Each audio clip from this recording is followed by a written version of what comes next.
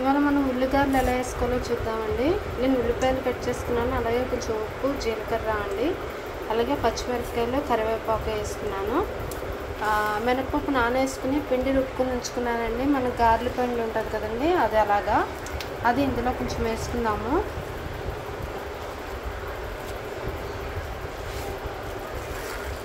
So ఇవన్నీ కలుపుకుని మనం బాగా పిసుకోవాలండి.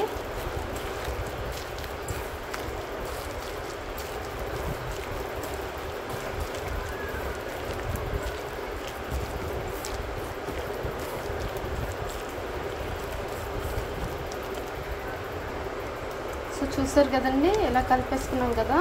కొంచెం వాటర్ తడి చేసుకోవాలండి. మనము తడి చేసుకుని మనం నూనె బాగా పెట్టుకోవాలి. నూనె బాగా మరిగాక ఏం చేయాలంటే, నేను పేపర్ మీద అది వేయట్లేదండి, తడి చేసుకున్నాను అంతే.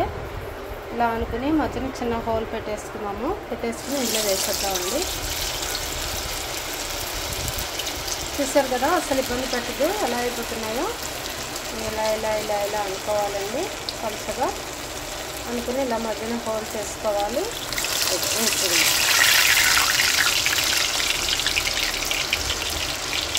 పిండి అటు పలుచగా అవ్వకూడదండి, అలానే ఇటు మరి గట్టిగానే ఉండకూడదు.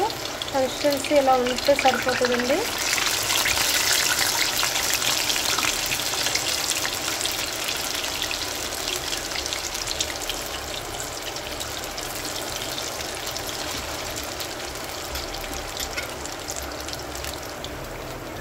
సో ఇప్పుడు మనము ఒక అట్లకాడ కానీ ఒక చట్రం కానీ తీసుకుని మనము తిరగబెట్టుకుందామండి.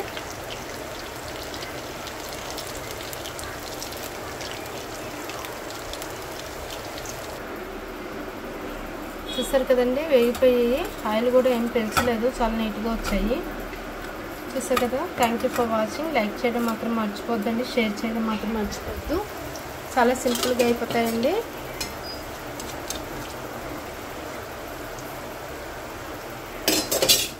మనం మినపిండి రుబ్బుకుని అందులో ఉల్లిపాయలు, పచ్చిమిరపకాయలు, కొంచెం జీలకర్ర, ఉప్పు, కరివేపాకు కట్ చేసుకుని శుభ్రంగా వేసుకోవాలండి.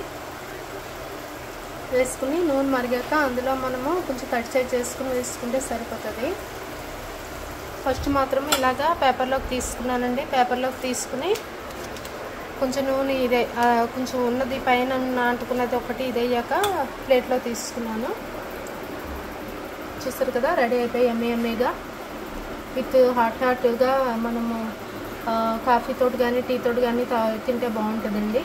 తప్పకుండా ట్రై చేయండి. లైక్ చేయడం మాత్రం మర్చిపోద్దు, షేర్ చేయడం మాత్రం మర్చిపోద్దు. Thank you for watching.